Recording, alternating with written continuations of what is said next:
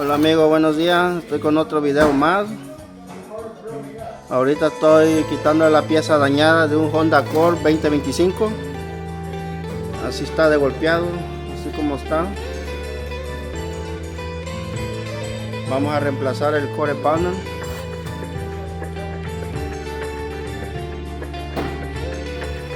Todo esto.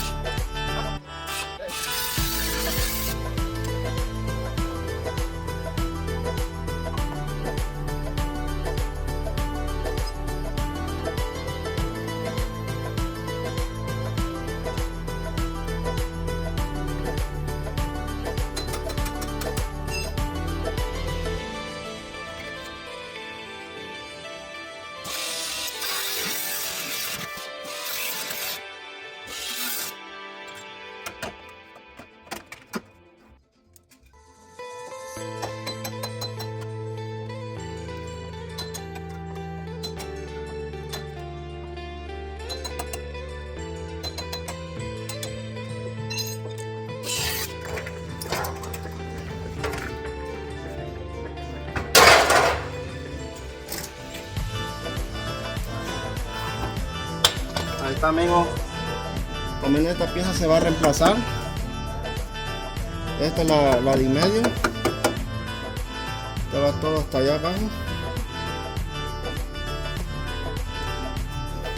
Ahí estamos, amigos.